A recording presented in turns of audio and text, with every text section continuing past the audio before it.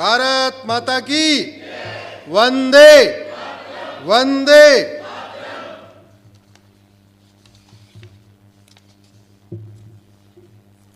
मंच पर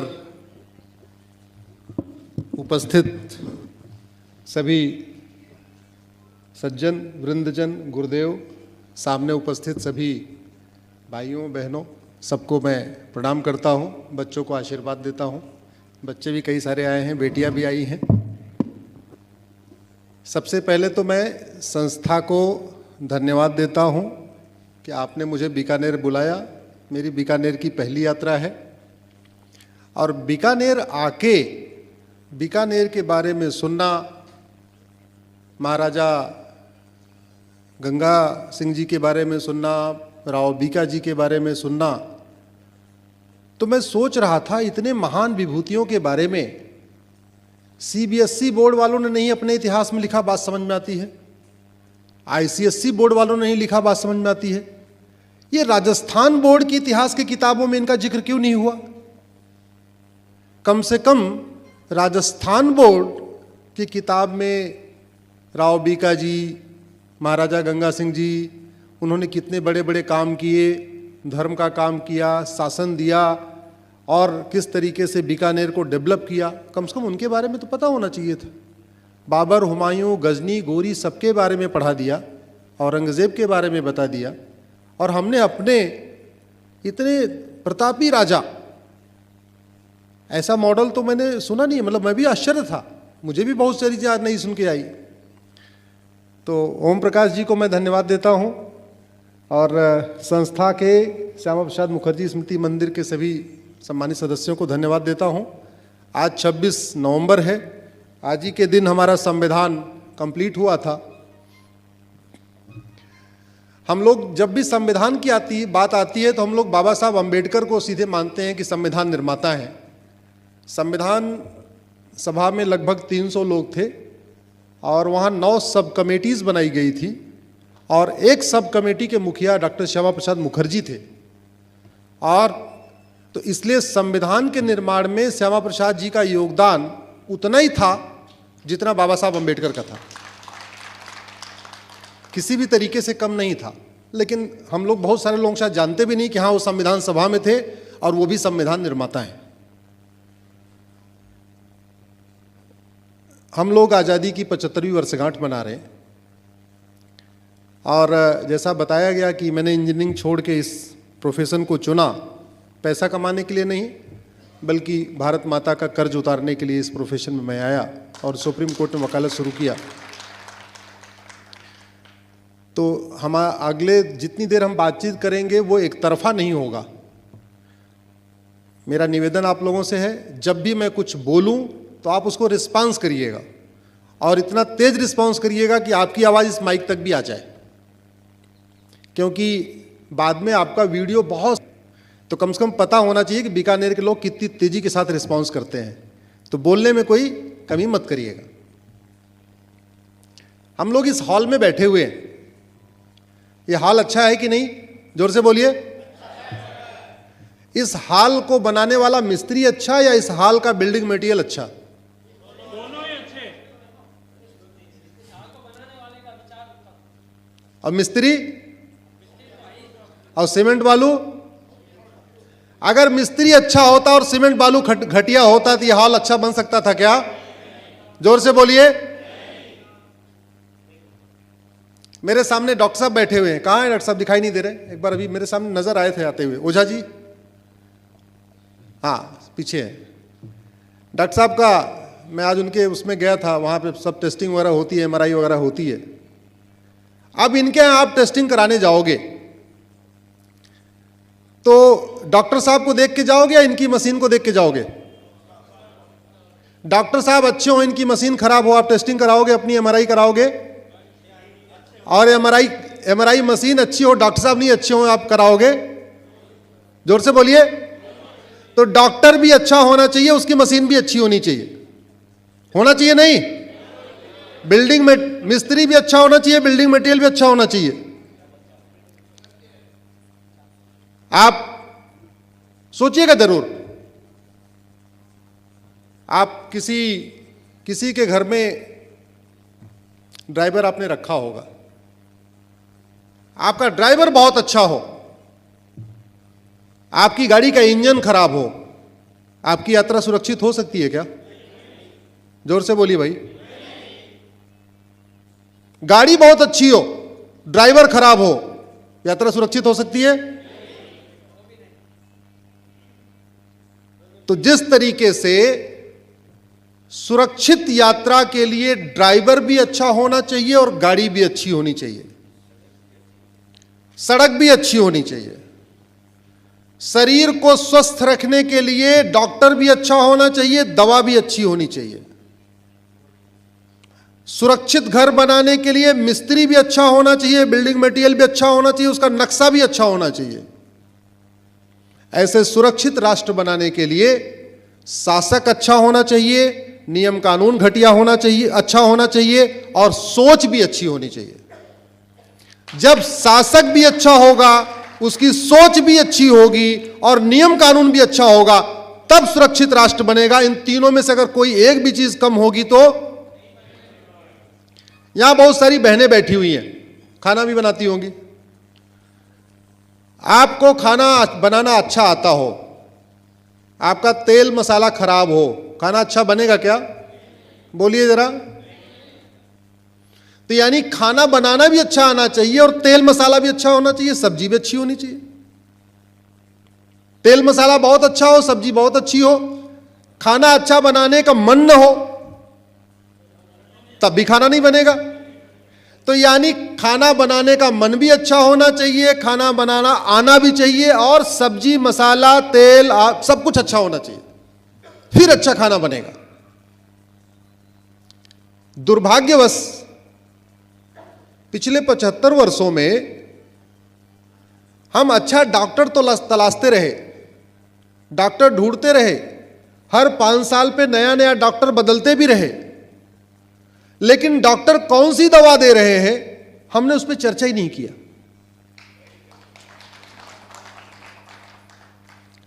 हमने कभी दवा के बारे में चर्चा ही नहीं किया। डॉक्टर बदलते रहे और डॉक्टर को देख देख के खुश होते रहे। आपकी तबीयत खराब होती है तो आप अच्छा डॉक्टर ढूंढते, अपनी जाति वाला डॉक्टर ढूंढते। डॉक्टर जाति वाला हो खराब हो, इलाज कराओगे क्या? जोर से बोलिए। मिस्त्री ढूंढते हैं तो अपनी जाति वाला ढूंढते हैं कि अच्छा ढूंढते हैं? टीचर ढूंढते हैं अपनी जाति वाला या अच्छा? तो ड्राइवर अच्छा चाहिए, वो जाति का हो चाहे ना हो। डॉक्टर अच्छा चाहिए, वो अपनी जाति का हो चाहे ना हो। मिस्त्री अच्छा चाहिए, अपनी जाति का हो चाहे ना हो। ड्राइवर अच्छा चाहिए, अपनी जाति का हो चाहे ना हो। डॉक्टर अच्छा चाहिए, अपनी जाति का हो चाहे ना हो। लेकिन सांसद विधायक अपनी जाति वाला चाहिए। यह होता है नहीं होता है? होता है ना। इसी चीज ने हमें डुबो दिया। नहीं तो भारत सोने की चिड़िया था, सोने की चिड़िया है।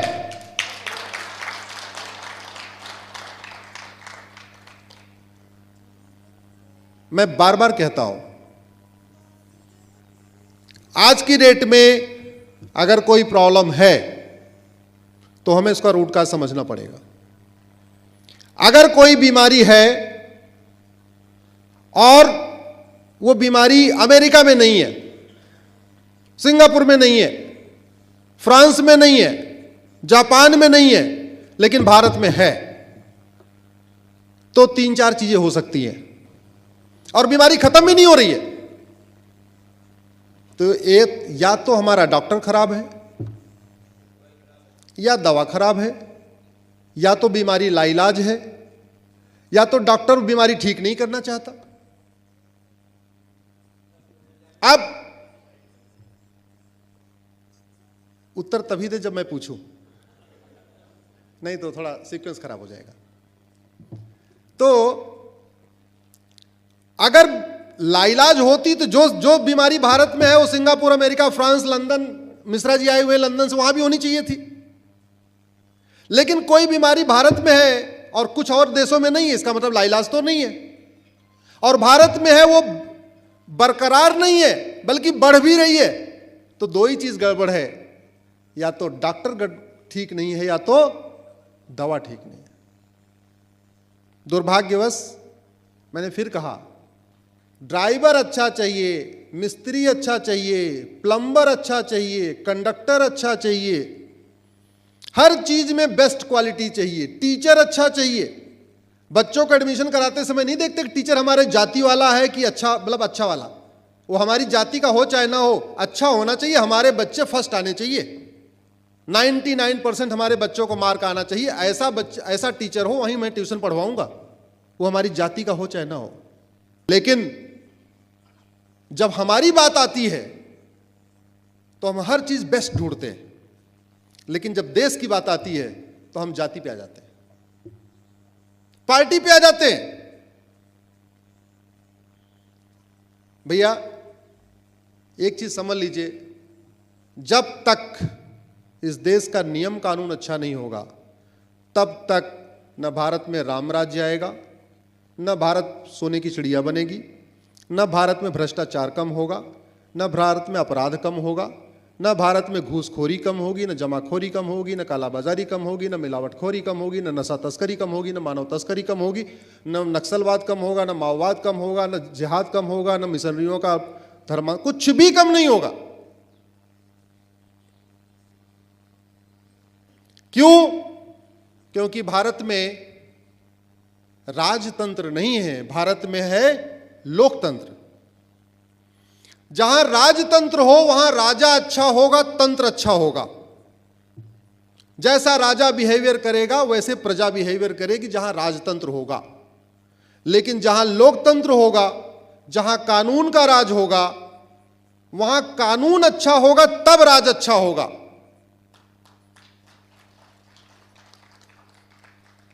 देश में कानून का राज है, लेकिन हमने कानून नहीं माना, और यह कानून घटिया है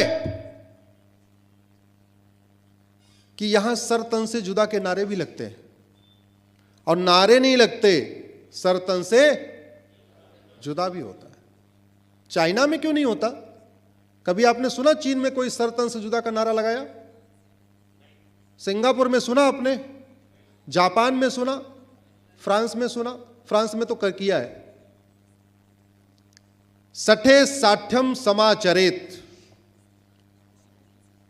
विदुर जी ने कहा था, आचार्य चाणक्य ने कहा था, जिन देशों ने सठे साठ्यम समाचरेत को अपनाया और सठे साठ्यम समाचरेत नीतियों को अपना के कानून बनाया, न वहां घूसखोरी है, न जमाखोरी है, न मिलावटखोरी है, न कालाबाजारी है, न नशा तस्करी है, न मानव तस्करी है, न सोना तस्करी है, न चंदन तस्करी है, न नक्सलवाद है, न माओवाद है, न कट्टरवाद है, न जिहाद है, न मजहबी उन्माद है।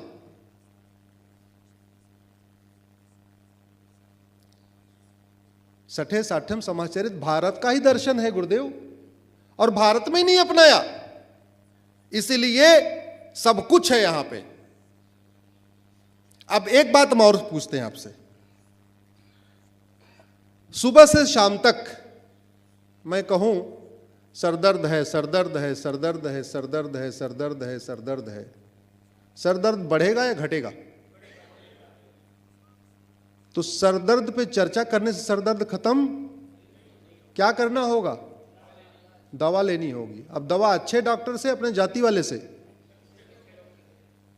और दवा अच्छी वाली कि घटिया वाली, नकली वाली कि फर्जी वाली, असली वाली? कानून दवा की तरीके काम करता है। कानून कैसे काम करता है? दवा की तरीके। अगर आपकी तबीयत खराब है और आप बीमारी की चर्चा करेंगे, दवा नहीं लेंगे, तो बीमारी बढ़ेगी, और केवल बीमारी की चर्चा करने से बीमारी खत्म, दवा लेना पड़ेगा।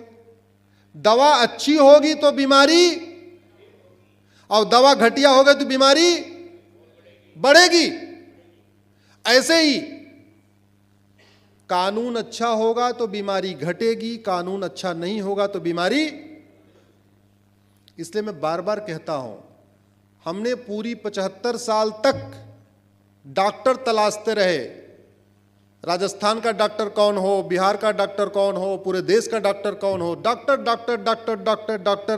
कुछ लोग जाति के आधार पर डॉक्टर ढूंढते रहे, कुछ लोग भाषा ढूंढते रहे, कुछ लोग क्षेत्र के आधार पर ढूंढते रहे। इसीलिए हमारी समस्याएं कोई खत्म, और ये समस्या आज की नहीं है, बहुत पुरानी है। मैं कुछ आपको आंकड़े देता हूं, आप लोग गूगल करिएगा बाद में, डेमोग्राफी ऑफ इंडिया। ईसा से 200 साल पहले भारत की जनसंख्या 14 करोड़ थी। कितना थी? थोड़ा बोलते जाएंगे तो आपके सबकॉन्शियस माइंड में चला जाएगा। 14 करोड़। जनसंख्या हमेशा बढ़ती है, बड़ी सीधी सी बात है। तो बढ़ी, ईसा के 100 साल पहले 1500 करोड़ हो गई। जब ईसा शुरू हुआ तो 16 करोड़ होगी। ईसा के 100 साल बाद 18 करोड़ हो गई। ईसा के 200 साल बाद 20 करोड़ हो गई। ईसा के 300 साल बाद 22 करोड़ हो गई। ईसा के 400 साल बाद 25 करोड़ हो गई। जनसंख्या देखिए लगातार बढ़ रही है, ध्यान से सुनते जाइए। ईसा के 500 साल बाद 28 करोड़ हो गई। ईसा के 600 साल बाद 33 करोड़ हो गई। और 6वीं शताब्दी के बाद दुनिया में एक पर्टिकुलर रिलीजन शुरू आया। 6वीं शताब्दी में जनसंख्या 33 करोड़ थी और 7वीं शताब्दी में भारत की जनसंख्या 40 करोड़ थी। यानी जनसंख्या अभी 7 करोड़ बढ़ी। 100 साल में कितनी बढ़ी? 8वीं शताब्दी में 39 करोड़ हो गई। एकाएक रिवर्स गियर लगा। 6वीं शताब्दी में 33 करोड़, 7वीं शताब्दी में 40 करोड़, यानी 7 करोड़ बढ़ी भारत की जनसंख्या 100 साल में। तो कायदे से 8वीं शताब्दी में 7 करोड़ तो और बढ़ना चाहिए था, होना चाहिए था 47 करोड़, लेकिन कम हो गई। कितनी हो गई? 39 करोड़, 39 करोड़। यानी भारत बटा, भारत घटा, बटा घटा, धर्मांतरण हुआ, उससे घटा, जैसे भी हुआ, लेकिन बटा और घटा। 9वीं शताब्दी में फिर कम हुई, 38 करोड़। 10वीं शताब्दी में और कम हुई, 36 करोड़। 10वीं शताब्दी में और 11वीं के बीच में महमूद गजनवी आता है, गजनी आया यहां पे। 11वीं शताब्दी में भारत की जनसंख्या और कम हुई, 33 करोड़। 12वीं शताब्दी में मोहम्मद गोरी आता है, भारत की जनसंख्या और सीधे कम होती 5 करोड़, 23 करोड़। 14वीं शताब्दी में भारत की जनसंख्या और कम हो गई 5 करोड़, 18 करोड़। 15वीं शताब्दी में बाबर आता है, 13 करोड़। ईसा के 200 साल पहले भारत की जनसंख्या 14 करोड़ थी। 17वीं शताब्दी में भी भारत की जनसंख्या 14 करोड़। यानी 1900 साल तक भारत की जनसंख्या नहीं बढ़ी। क्यों? जनसंख्या तो बढ़ रही थी, लेकिन भारत के टुकड़े हो रहे थे, भारत बंट रहा था और भारत घट रहा था। जोर से बोलिए, भारत बंट रहा था और भारत लगातार 1900 साल तक भारत बढ़ता रहा, घटता ना ही 1900 साल तो कम से कम 7वीं शताब्दी से लगातार 7वीं तक जनसंख्या बढ़ी है। 7वीं में 40 करोड़ थी, तब तक बढ़ी है, उसके बाद घटना शुरू हुई है। एक आंकड़े और जिस पे चिंतन करिएगा। जब 15वीं शताब्दी में बाबर आया तो बाबर के पहले तो हिंदुस्तान का मतलब पाकिस्तान, बांग्लादेश भी हिंदुस्तान था। यहां सारे हिंदू ही थे, सारे हिंदू थे। थोड़े बहुत गजनी गोरी ने थोड़ा बहुत कन्वर्ट कराया था, लेकिन गजनी गोरी जब आए थे तो परिवार के साथ आए थे कि अकेले आए थे?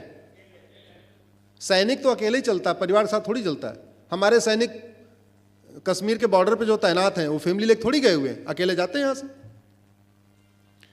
तो जब गजनी सेना लेके आया वो भी परिवार नहीं लाया, गोरी सेना लेके आया वो भी परिवार लेके नहीं आया, 15वीं शताब्दी में बाबर आया वो भी परिवार लेके नहीं आया। तो यहां फिर मुस्लिम कैसे पैदा हो गए? वो तो सारे अकेले अकेले आए थे। इसलिए मैं कहता हूं, भारत में आज जो भी हैं, अगर 80% हिंदू हैं तो 20% कन्वर्टेड हिंदू हैं।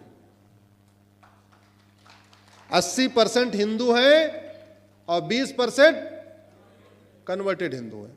बड़ी स्वाभाविक सी बात है। गजनी गोरी अपना फैमिली लेके नहीं आए, तो कोई यहां का रहने वाला ये नहीं कह सकता मैं तो चंगेज खां के वंशज हूं, मैं तो मंगोलिया से आया था, या मैं फला